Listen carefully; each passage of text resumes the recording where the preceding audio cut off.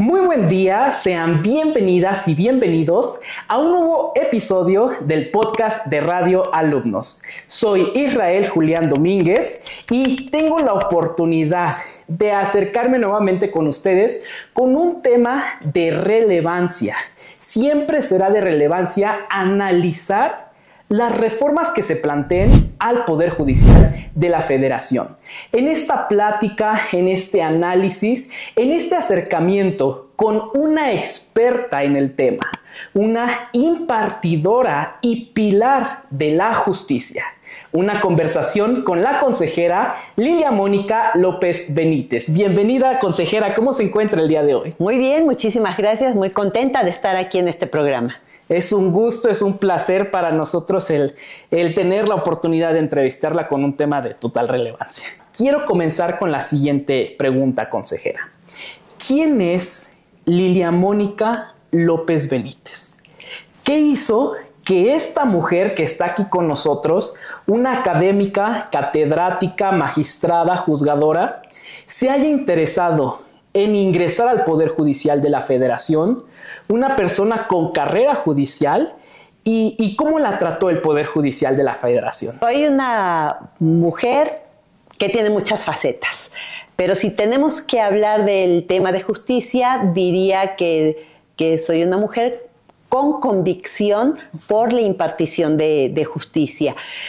¿Qué hizo que yo esté hoy en el Poder Judicial de la Federación? Creo que desde muy joven sentí esta llamada, esta vocación por decir los temas de justicia me gustan, el derecho penal me llama y creo que de una manera, ¿cómo lo diremos?, autodidacta, uno empieza a practicar el tema de la impartición de justicia desde la juventud, desde las aulas, empezar a luchar por lo que yo creía que era la justicia, hasta que tomó la decisión de llegar a la Facultad de Derecho, culminar mis estudios, intentar el litigio y algunas otras actividades, hasta que me di cuenta que eso no era lo mío y que el órgano jurisdiccional me llamaba. Tuve la oportunidad de llegar al Poder Judicial de la Federación y desde un principio supe que ahí estaba mi lugar y ahí estaba mi vocación. Muchísimas gracias, consejera. ¿Le puedo decir consejera, magistrada? ¿Cómo la puedo identificar? Ok, perfecto. Consejera, con este tema por el cual la trajimos el día de hoy aquí y que dijimos hay que preguntarle, ¿cuál es su evaluación general de esta reforma al Poder Judicial de la Federación? ¿Realmente atiende a aquellas deficiencias que esta institución pudiera tener, a estos cambios a la impartición de justicia en México, o hay algo más? De manera simple y rápida, diría, es un desastre. Y creo que lo hemos visto poco a poco y en cada una de las acciones que se han tomado para llegar a esta reforma improvisada. Se le vendió a la sociedad en general la idea que era con el propósito de mejorar al sistema de justicia. Pero si uno analiza la reforma, se da uno cuenta que no toca en ningún momento al sistema de justicia, es decir, al policía, que es el primer respondiente, al Ministerio Público y toda esta cadena que es necesaria para poder llegar a un órgano jurisdiccional. Básicamente, el interés nunca fue mejorar el sistema de justicia. Desde mi punto de vista, el propósito y el objetivo central es desmantelar al Poder Judicial de la Federación por ser un poder incómodo. Y es un poder incómodo porque en el grueso de los asuntos que resolvemos quienes somos personas juzgadoras federales, tienen que ver con los actos de autoridad. Es decir, a las autoridades no les interesa que nosotros analicemos el acto, que veamos si es constitucional o no, y en su caso, cuando concedemos el amparo o cuando concedemos la suspensión y suspendemos por obvias razones ciertas actividades preponderantes para los gobiernos en turno, creo que ahí está el el meollo del asunto. Ok, me llama mucho la atención que dice un poder incómodo. ¿Incómodo para quién? Sin duda alguna para el Ejecutivo anterior y seguramente para quien encabeza actualmente el Ejecutivo. ¿Por qué razón? Porque ha habido obras, entre comillas, emblemáticas para el gobierno que han sido objeto de suspensión por parte de los órganos jurisdiccionales. Creo que este es un punto de vista. Otro punto de vista es tener un poder judicial que se dedica a lo que nos corresponde, es decir, a analizar los actos de autoridad, a determinar si son constitucionales y a emitir resoluciones sin necesidad de tener acuerdos previos, ni pláticas, ni ningún tipo de acuerdo específico con las autoridades, porque eso no nos compete como personas juzgadoras. Muchísimas gracias, consejera. En este mismo hilo, también hay muchas opiniones académicas en el sentido que esta reforma al Poder Judicial es un mero capricho del Poder Ejecutivo para desmantelar, para tener en cautivo este Poder Judicial. ¿Qué opina ante esta acusación académica, por así decirlo? Creo que es más que obvio que se ha terminado la división de poderes, lo que es gravísimo en un Estado constitucional, democrático y todo lo que sabemos de derecho. En este caso en particular, hoy en día vemos que un solo poder, un solo grupo en el poder, tiene ya el control de dos de los poderes y va por el tercero, que es el Poder Judicial. Okay. Especialmente el Poder Judicial Federal, que creo que ese es el que incomoda más. Ok, perfecto. Esta reforma también trajo aparejada la extinción del Consejo de la Judicatura Federal para la creación de un órgano administrativo y de un tribunal de disciplina judicial. Usted, como miembro de este consejo, como experta en este tema, ¿Qué es el Tribunal de Disciplina Judicial? ¿Quién lo operará? ¿Quién decidirá? ¿Quién castigará? ¿Quién no?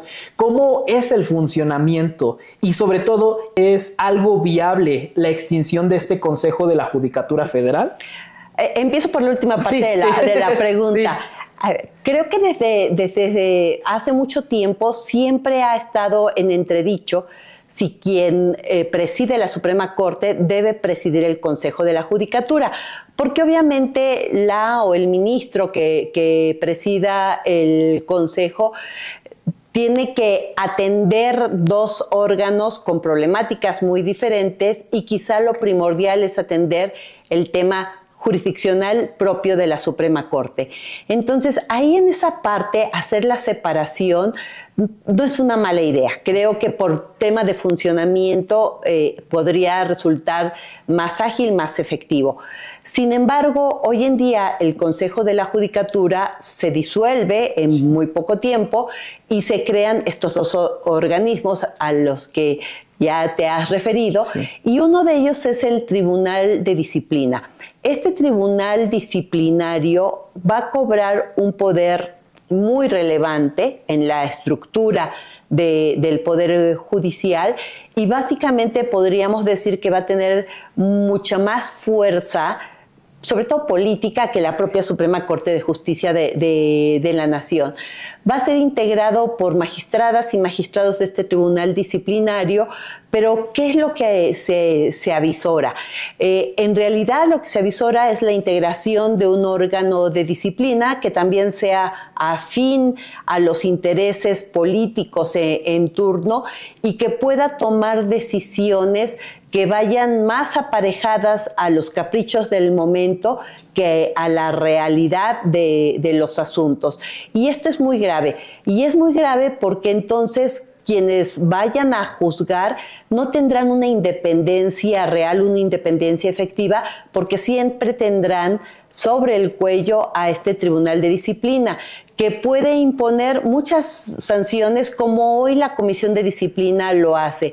Pero aquí un tema también fundamental es que quienes sean sancionados no tendrán un recurso efectivo, lo que contraviene a la Convención Americana de los Derechos Humanos, a un debido proceso, a un juicio justo y a la oportunidad de recurrir las decisiones. Y esto es, desde mi punto de vista, una de las cosas más graves y delicadas de este tribunal. Muchísimas gracias, consejera. En todo este proceso del activismo de su parte, de todas las personas servidoras públicas, de civiles, de estudiantes y de todas las marchas en contra de la reforma al Poder Judicial, ¿cuál es el principal obstáculo que usted enfrentó a título personal, como consejera, sus iguales como miembros del Consejo de la Judicatura, enfrentaron en todo este transcurso de la reforma al Poder Judicial? Uno de los principales objetivos cuando se empezó a hablar de la reforma fue tratar de comunicar el por qué no es la mejor vía o la más idónea el nombrar a las personas juzgadoras a través del voto popular. Porque quienes estamos en un órgano jurisdiccional no somos personas políticas. Nuestra función es muy diferente a esa actividad que realiza mucha gente. Y creo que lo básico y lo más entendible es que quienes estamos al frente de un órgano de esta naturaleza no podemos salir a hacer promesas de campaña ante la sociedad, porque siempre pienso, ¿qué podemos prometer? Darle la libertad a una persona, por ejemplo, que esté imputada de la comisión de un feminicidio solo por satisfacer el voto popular, o darle la custodia de las hijas y de los hijos a la mujer por estos aspectos culturales donde se piensa que la mujer es la idónea para la crianza, y dejar a un lado al padre. Estos serían nuestros temas de campaña, de posicionamiento. Entonces, este es un punto que uno tiene que tener presente y que creo que fue uno de los principales retos que se trató de advertir, que por la misma actividad que realizamos y por uno de los principios básicos que debemos cumplir, que es la imparcialidad, no podemos salir a prometer a la sociedad para pedirle que vote por cada uno o cada una de nosotras. Entonces creo que este es uno de muchos otros. En este mismo sentido, hubo foros de diálogos nacionales. Por lo menos, bueno, los estudiantes de Derecho, ¿no?, que es una carrera totalmente afín, pues yo vi a la consejera en la tele, en YouTube, cuando participó, y que se buscaban dos preguntas esenciales, que es: ¿qué poder judicial tenemos y qué poder judicial queremos? Estos diálogos nacionales, donde fueron sin fin de personas servidoras públicas muy importantes, ¿fue un mero formalismo? ¿Sí se escucharon a los servidores públicos? ¿Qué pasó ahí en esos foros? En principio me gustaría destacar que el nombre que le pusieron a estos foros realmente era muy importante, y hubiera sido todavía más importante si hubiéramos partido de que, a partir de esas preguntas que hablan del nombre de estos diálogos, hubiera existido en el estricto sentido un intercambio de experiencias, de criterios, de una serie de situaciones, pero no hubo diálogo.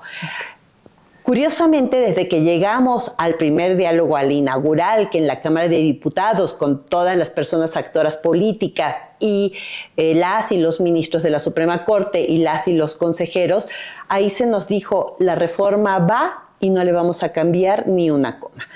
Cuando a uno le invitan a platicar y lo recibe su interlocutor con esa idea, pues entonces quiere decir que hay una barrera. Es decir, estamos cumpliendo un requisito, pero de aquí no vamos a obtener nada porque tenemos una decisión ya tomada. Sí. Lo que así fue. ¿Qué pasó en esos diálogos? Yo podría decir muchas cosas. Sí. En principio, que fue un monólogo por parte de quienes nos invitaron, un monólogo por parte de quien nos fuimos, porque no hubo un interés real en escuchar, en dialogar, en buscar la mejor salida y la mejor propuesta para dar servicio a la sociedad. Por otra parte, en muchos casos no se escuchó a las personas actoras, a las personas juzgadoras. En otros casos les cerraron el micrófono, no dejaban entrar, era difícil participar. Es decir, no había ningún interés efectivo y real. Si acaso algunas de las cosas que se dijeron en los diálogos se tomaron para hacer algunas correcciones a la exposición de motivos.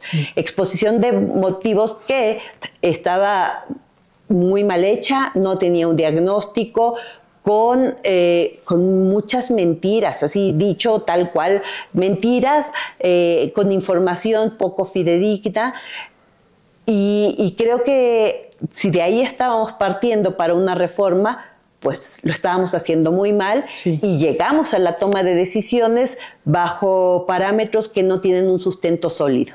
Bueno, esto no lo sabíamos afuera, ¿no? Todo lo que realmente sucedió. O la mayoría de la población con estos medios de comunicación masivos, pues fue vendida la idea que el Poder Judicial era corrupto, había nepotismo, que había privilegios excesivos y sobre todo que la mayoría de las y los juzgadores pues eran afines a otros medios externos de presión, de interés. Estas acusaciones, desde su punto de vista, que usted fue escalón tras escalón en esta carrera judicial, ¿tienen fundamentos? ¿Son válidos? ¿Que sí, que no? Sin duda alguna, todas las instituciones pueden tener problemas. Hay problemas de muy alta envergadura, hay otros que se pueden solucionar de una manera diferente, pero aquí un punto central es: cuando uno hace una acusación, cualquiera que ésta sea, no podemos solamente lanzarla al aire y dejarla para que llegue a la sociedad en general. Si yo sé que alguien es corrupto, presento pruebas. Si yo sé que hay nepotismo, presento pruebas. Y aquí solamente se lanzaron al aire una serie de improperios y de descalificaciones para mis compañeras y compañeros juzgadores, pero desde el más alto micrófono en este país, que es el micrófono presidencial, se hacían esta serie de descalificaciones, pero nunca con el sustento necesario para iniciar, por ejemplo, una queja administrativa, o si era un tema de corrupción, para iniciar una carpeta de investigación. Es decir, a lo que voy es que yo no puedo acusar a nadie de nada absolutamente si no tengo la prueba que respalde mi acusación. Porque si se trata de descalificar, pues vamos por la vida descalificando a todo mundo, dejando o sembrando esa semilla del mal, pero sin tener un sustento. Muchísimas gracias, consejera, por esta contestación. Aparejado con la reforma al Poder Judicial, también está en proceso la extinción de los órganos constitucionalmente autónomos, como el INAI, la CNDH, hay un tema actualmente. ¿Qué opina de esta extinción de estas instituciones que son consideradas como el cuarto poder inclusive, que se encargan de vigilar de estas funciones de los otros tres poderes?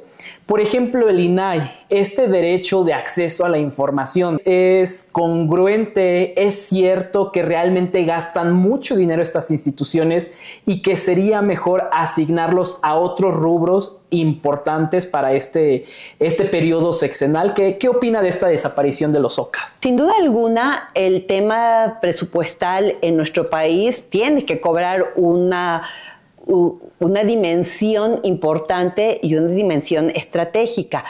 Pero hay aspectos donde se podrían lograr las economías, pero no en aquellos órganos que sirven a la sociedad. Lo que estamos haciendo es quitar obstáculos para irnos por la vía libre, para que no haya un control, para que no tenga que haber una rendición de cuentas y, lo más importante, para que no se sirva a la sociedad. Me parece que eso es lo más grave, sobre todo si nos referimos al INAI. Sí. El INAI, a través de los años, ha cobrado una importancia trascendente en la vida de las personas, no solamente en este país, sino para todas aquellas personas que quieren saber. Y aquí lo que estamos haciendo es estrangular el derecho a saber, mandarlo a una Secretaría de Estado y desde ahí definir qué sí y qué no. Entonces me parece que un derecho fundamental, que es el derecho a la información, y podríamos hablar de los otros organismos, pero creo que este es representativo y me parece una gran regresión al oscurantismo, una gran regresión a los tiempos donde el Ejecutivo, donde el Legislativo tenían el control de aquello que se quería hacer saber y de aquello que se quería ocultar. Entonces, esto nos hace retroceder muchísimas décadas atrás en perjuicio de la sociedad, simple y sencillamente. Una de las acusaciones que tanto hemos escuchado que hace el Ejecutivo, o hacía o sigue haciendo, que el Poder Judicial de la Federación está alejado del pueblo, de las necesidades, de atender a la defensa de los derechos humanos, que cómo se puede acceder de manera fácil, sencilla a la justicia si el Poder Judicial ya no atiende a estas necesidades. ¿Cómo calificaría de nuevo esta acusación? Yo creo que es una falacia. Okay. El Poder Judicial no puede estar cercano al pueblo si concebimos esta frase de cercanía como por ejemplo nuestras personas legisladoras, diputados, senadores que tienen que salir a la calle, que conocer las necesidades de sus electores. El caso del Poder Judicial es muy distinto y volvemos a lo mismo. Uno de los principios que imperan dentro de la impartición de justicia, dentro de los principios básicos, es el tema de la imparcialidad. Si las y los juzgadores salimos a la calle, nos reunimos con grupos políticos, con grupos sociales, entonces vamos a generar compromisos. Y el día que tengamos sobre nuestro escritorio un asunto donde tengamos que responder, no vamos a ver el asunto de la misma manera, es decir, con total imparcialidad y con sustento en lo que tengamos en ese expediente, en ese asunto, si hemos compartido la comida con un grupo empresarial, por ejemplo, con una organización con fines específicos. Entonces, creo que el Poder Judicial, todos los poderes judiciales, sí. Hablo del Poder Judicial de la Federación, porque en ese trabajo todavía, sí. Pero creo que uno de los puntos sustanciales es responder a la gente y proteger los derechos humanos en el sentido de verificar que las autoridades actúen dentro de los parámetros que la Constitución señala. Entonces, es muy fácil hacer ese tipo de aseveraciones sin hacer la distinción y sobre todo sin explicarle a la gente cuál es la función del Poder Judicial. Es decir, si yo quiero acercarme a un grupo específico y luego me llega un asunto del grupo contrario, ¿qué se pensaría? Que estoy arreglándome en lo oscurito, que ya llegué y estoy prometiendo que voy a resolver de tal o cual manera. Esto no es posible. Entonces, eso es lo que la sociedad tiene que saber. Las personas juzgadoras no tenemos que estar en el ojo público porque sí tenemos que rendir cuentas, eso es aparte, pero no tenemos que estar en el ojo público porque no estamos haciendo campaña o no debemos hacer campaña. Hoy en día las cosas son diferentes, sí. Por esta simple y sencilla razón de que tenemos que cuidar que las decisiones que tomemos estén ajenas a cualquier injerencia extraña que no sea aquello que tenemos en el expediente. Consejera, en esta respuesta que usted nos comenta y que precisamente las y los juzgadores son personas que deben estar alejadas a las presiones políticas, sociales, a cualquier otra cuestión, y que esto es la independencia judicial, lo que el Poder Judicial de la Federación estaba ofreciendo, realmente una defensa de los derechos humanos, y que los juzgadores no deben de estar en el ojo público mediático, ¿no? Hasta en cierto punto, pero sí deben rendir cuentas. Con esta elección extraordinaria de juezas, jueces, ministros, de titulares de estas dependencias que imparten justicia, corre un riesgo de politizar el acceso a estos puestos de poder, o es un avance en un término que yo lo llamo así como democratización de la justicia. Desde que hablamos de voto popular, desde que hablamos de campañas electorales, se está politizando el llegar a estos cargos. Creo que es importante destacar un poco de lo que ha sido este proceso. Como ustedes saben, como la audiencia sabe, en octubre de este año, a través de una tómbola, se definió la suerte de las personas juzgadoras. Nos dijeron, no es que no se van a insacular los nombres, sí, son los cargos. Pero detrás de cada cargo hay una persona con una historia de vida, hay una familia atrás de esa persona, hay personas que trabajan en el órgano de justicia que de alguna manera están corriendo la misma suerte que la persona titular.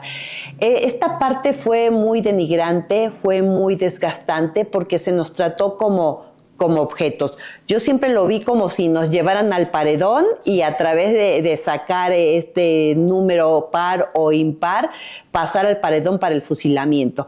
Y además, quiero referirme a que este proceso está muy turbio. De entrada, si ustedes recuerdan las imágenes, muchas de esas pelotitas rodaron. Sí. Lo que rodaron fueron vidas de personas juzgadoras. Después de esto nos dicen, no, es que van a hacer estas campañas políticas, se les va a dar un tiempo en los medios oficiales de comunicación, pero al ver el número de personas que hoy están inscritas para la elección, podemos advertir que esos tiempos de campaña van a ser una burla incluso hasta para el electorado mismo. Todavía un viernes anterior a que se cerrara el proceso, no había gente inscrita o el número que se esperaba. Se empezó a invitar a la juventud para que se anotara este proceso de elección, ridiculizando la función de la persona juzgadora con estas figuras de conejitos que les llaman ternurines, y resulta que de un viernes para un lunes, si había 2,000, 3,000 personas, de repente aparecen, no sé, 12,000, 15,000, 18,000, no tengo en la mente el número exacto. Y ahora vemos que recientemente se están publicando las listas de las personas que son elegibles. Sí. Publica el Poder Judicial, publica el Poder Ejecutivo, el Poder Legislativo no lo hace en su momento, presenta la lista, la baja, la vuelve a presentar. Entonces, ¿cómo podemos tener como sociedad confianza en estas elecciones si hemos visto un proceso desaseado, un proceso poco fidedigno? Y creo que así como vamos, la verdad es que hay que poner en tela de juicio si realmente la gente va a llegar a través de una elección limpia, con el piso parejo para todas las personas, o si realmente ya están determinados al menos los cargos más interesantes de esta elección, que es la Suprema Corte y el Tribunal de Disciplina y el electoral, sin duda alguna. Sí. Entonces, creo que para la ciudadanía debe informarse y debe saber que a través de todos estos vicios que hemos estado viendo desde que inició esto, pues no podemos tener ni la tranquilidad ni la certidumbre de que realmente sean los mejores perfiles. Si vemos listas, no quiero generalizar sin duda alguna, pero podemos ver nombres impresentables que sería muy cuestionable que llegaran a ocupar un sitio en cualquier órgano jurisdiccional. Claro. Consejera, también se dice que un juzgador del Poder Judicial de la Federación Local se afirma, y para mí es muy claro, que son personas muy estudiosas. académicos que día, noche estudian para obtener ese puesto a través de la carrera judicial, que son exámenes muy arduos, que la competencia es muy pesada y que es como se venían eligiendo a estos juzgadores, que son personas muy inteligentes, muy dedicadas, muy comprometidas y entregadas a esta labor que es la impartición de la justicia. Sobre todo se dice que los juzgadores pudiera ser como que los médicos se eligieran de manera democrática, como los pilotos de las aerolíneas también pudieran elegirse y que la persona que está en la esquina, el vecino con 5 cartas de recomendación, podrían hacer lo que una persona especializada con licenciatura, maestría, doctorado, tanto esfuerzo consiguió. ¿Es esto bueno para la justicia? ¿Qué ejemplos pudiera dar? Creo que ya aquí quedó más que evidente con estos ejemplos que se acaban de poner. Si yo voy a entrar al hospital, al quirófano, para una operación de corazón, pues yo no voy a permitir que se elija por sorteo a la persona que va a abrir, que a lo mejor acaba de terminar medicina general, pero no tiene la especialidad en cardiología. Es la misma historia en la justicia. Sin duda alguna, para mí, la juventud es muy valiosa.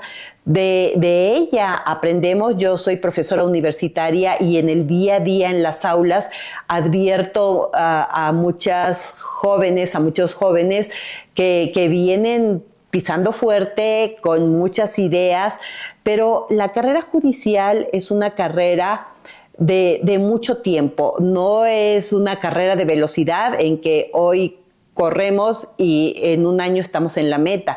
La carrera judicial inicia desde que uno ingresa a un órgano jurisdiccional, aprende a coser los expedientes, aprende a hacer su primer acuerdo, a lo mejor simple y sencillamente citando para una audiencia, pero después viene el tener que acordar las pruebas, verificando que estén acordes a la litis, verificando que no vayan más allá del punto específico que se tiene que resolver, llevar a cabo una audiencia, poder estar presente para decir qué preguntas se deben contestar, cuáles no se pueden calificar de legales. Y luego, por supuesto, llegar al momento de emitir una sentencia valorando aquello que nos hayan aportado las partes. Y eso si hablamos de un expediente, pero si yo estoy en una sala de audiencias, por ejemplo, en la materia penal, y en ese momento tengo que escuchar a las partes, recibir las pruebas, desahogarlas y tomar una decisión, esto no es un juego. Quienes juzgamos estamos resolviendo sobre la libertad, sobre el patrimonio, sobre los valores más importantes de las personas. Y que una persona improvisada se siente en una sala de audiencias y tome una decisión sin tener una metodología, sin saber, por ejemplo, si está frente a una persona en una situación de vulnerabilidad donde tenga que aplicar la metodología de juzgar con perspectiva de género, sin que sepa que existe una jurisprudencia aplicable, me parece tan riesgoso para la sociedad. Y creo que ese es el punto donde tenemos que poner la visión. Creo que así como nos han vendido el tema del voto popular para elegir a las personas juzgadoras, como nos han vendido la idea de que todas y todos somos corruptos, debiera venderse hacia la sociedad los perjuicios reales que pueden llegar a tener. Y solo para cerrar esta idea, hoy vemos que nuestras máximas autoridades, desde el Ejecutivo, desde el Legislativo, no obedecen o más bien no acatan las suspensiones que han decretado jueces que pueden hacerlo. Sí. Imaginemos que el día de mañana voy caminando, o cualquiera de las personas va caminando con un familiar, se acerca un policía y le dice, ¿usted es fulanito de tal? Sí, sí soy. ¿Sabe qué? Tiene una orden de aprehensión y me lo voy a llevar en este momento. Sí. Y la persona le dice, ¿sabes qué? No me puedes llevar porque aquí traigo la suspensión y te la muestro. ¿Qué puede hacer ese policía? Decir, mira, con toda y tu suspensión que se va a la basura, yo te llevo. Porque eso es lo que estamos viendo. Ese es el ejemplo que estamos recibiendo desde las máximas tribunas de este país. Entonces, Esto realmente es muy grave. Consejera, en este ejemplo que nos acaba de dar tan grave de lo que puede o está sucediendo, si las máximas autoridades no cumplen lo que resolvió un juzgador, pues autoridades locales podrían ser más proclives a hacer estas violaciones de derechos humanos. Todos los medios, por lo menos domésticos aquí en México, no fueron suficientes para frenar esta reforma al Poder Judicial. Si fue express, si fue inmediata, si fue violando formalidades, si de la noche a la mañana se aprobó en todos los estados de manera muy pronta. También estamos enterados que hay un auxilio internacional, esta demanda que realizaron juzgadores. ¿Cómo va esta demanda en el panorama internacional? ¿Hay esperanza? ¿Se ve prometedor? ¿Para cuánto tiempo? En este momento no hay una, digamos, una acción formalizada ante organismos internacionales. Apenas hace un par de meses se tuvo una audiencia en la Comisión Interamericana de Derechos Humanos, posicionando este tema de la reforma y las graves consecuencias que va a traer para el país. Insisto mucho, no se trata de la defensa necesariamente de quienes hoy estamos a cargo de los órganos jurisdiccionales. Se trata de la defensa de la justicia en México, con todo y lo que esto implica. Pero bueno, en esa defensa pues van nombres y apellidos de personas que hoy estamos juzgando. En este punto todavía no se inicia una defensa formalizada. Simplemente se tienen que ir agotando una serie de pasos, pero lo primero es agotar las instancias nacionales, que eso es lo que se ha empezado a hacer por parte de mis compañeras y compañeros juzgadores. Esta primera audiencia en la Comisión Interamericana fue muy importante porque hay una verdadera preocupación por parte de la comunidad internacional en lo que está pasando en México. México ha sido un referente para la comunidad jurídica iberoamericana y desde el punto de vista de otros países, esto puede ser un mal ejemplo de México hacia otros países sobre cómo elegir a las personas juzgadoras. De hecho, ya se empieza a hablar del voto popular en Colombia y un poco en Brasil, y en algunos otros países está el punto focal en lo que está pasando en México. Es muy pronto para poder hablar de todo lo que va a ocurrir en su momento con la defensa internacional, aunque y sabemos que esto es muy largo, es un proceso muy largo, muy tortuoso, que quizá algunas generaciones como las mías no nos toque ver el resultado final de todo esto, pero lo que sí es cierto es que tenemos que agotar la esfera nacional para después pensar ya en formalizadamente ir al ámbito internacional. Consejera, una de las últimas preguntas para terminar esta entrevista. ¿Cómo puede el Poder Judicial hacerle frente a todo este discurso, a toda esta propaganda, que el Poder Judicial de la Federación está alejado de la ciudadanía, que no cumple y protege los derechos humanos? Con todas estas acusaciones, ¿cómo recuperar la legitimación, la confianza, atendiendo a las necesidades actuales? Creo que en el momento en que nos encontramos, algo importantísimo es comunicar.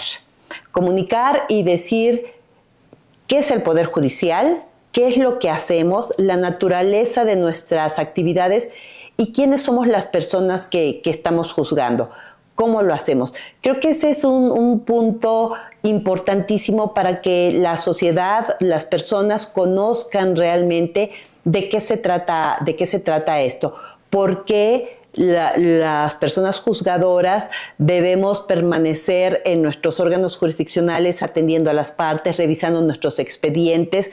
¿Por qué no salimos cotidianamente a hablarles en un auditorio como si fuera un mitin político? ¿Por qué no debemos hacerlo?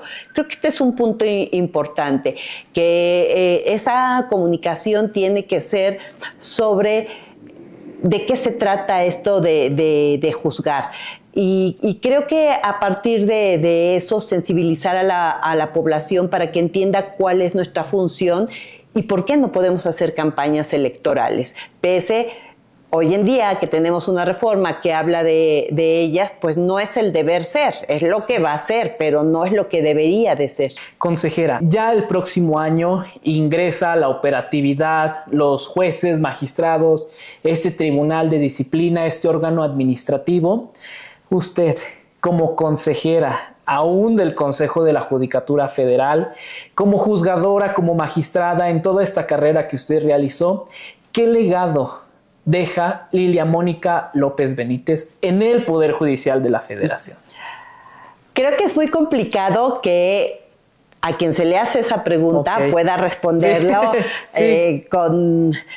con la objetividad de que se trata. Creo que eso lo juzgará la sociedad, los juzgarán mis pares dentro del Poder Judicial de la Federación. Pero lo que yo he tratado de hacer en 35 años que tengo en esta institución es trabajar con responsabilidad desde mis tiempos de oficial judicial, de actuaria, de secretaria, como jueza de distrito y como magistrada de circuito. Traté de realizar mi trabajo bajo los principios que rigen a la carrera judicial, y hoy como consejera de la Judicatura, que tengo dentro de mis atribuciones la administración, la vigilancia y la disciplina en términos generales de nuestra institución, pues creo que no ha sido otra más que trabajar con la responsabilidad, cumpliendo con estos principios rectores que aún a mí me alcanzan dentro del Consejo de la Judicatura Federal, y tratando de responder a las necesidades de mi institución con la dignidad que compete a una persona juzgadora que ocupa un cargo de carácter administrativo dentro de la institución, tratando de servir a mis compañeras y compañeros juzgadores y tomando las mejores decisiones dentro de los parámetros, dentro de los estándares que nos rigen en el Consejo de la Judicatura Federal. Pero sin duda, quienes habrán de juzgar si existió un legado, cuál fue y en qué dimensión, serán sin duda alguna las personas a las que a mí me ha tocado servir. Gracias. Ahora sí, última pregunta. No quisiera terminar esta entrevista, pero pues ya, el tiempo también nos apremia. ¿Qué mensaje le dejaría a las y los jóvenes, a toda la población en general, a aquellos que ven con preocupación este cambio tan importante al sistema de justicia mexicano? ¿Qué mensaje da para ellos y para despedirse? Sin duda, si me tengo que referir a la juventud de este país, yo les diría: sean una voz crítica, sean una voz permanente, una voz que resuene con un eco muy amplio para poder identificar aquellos aspectos que se salgan de los principios fundamentales de la impartición de justicia, que los denuncien, que sean actores permanentes para que no perdamos el Estado de Derecho. Y a la sociedad en general también que estén muy alertas, muy abiertos a identificar prácticas que no sean las idóneas en una impartición de justicia. ¿A qué me refiero con esto? Que no permitan que les pidan una dádiva para realizar una actuación jurisdiccional, que ustedes mismos no se presten a un juego que lleve implícito un tema de corrupción, y que estén muy alertas para poder poner en la mesa de debate esto que hoy en día estamos viviendo, para poder definir qué sirve, qué no sirve, y en un momento dado recuperar el Estado de Derecho y recuperar la división de poderes. Muchísimas gracias, de verdad fue un mensaje importante, se sintió la fuerza con la que lo dijo la consejera de la Judicatura, Lilia Mónica López Benítez. Fue un gusto, fue un placer el que nos haya acompañado, el que nos haya hecho ver el hilo negro, como se dice, de la reforma al Poder Judicial de la Federación. Muchísimas gracias, consejera. Muchísimas gracias a nuestro público que nos acompañó. No olviden seguirnos en todas nuestras redes, así como dar like y compartir este video. Agradecemos el tiempo que estuvieron con nosotros y nos vemos en el siguiente episodio. Muchísimas gracias. Hasta luego. Hasta luego, Gracias, magistrada. muchas gracias. Gracias.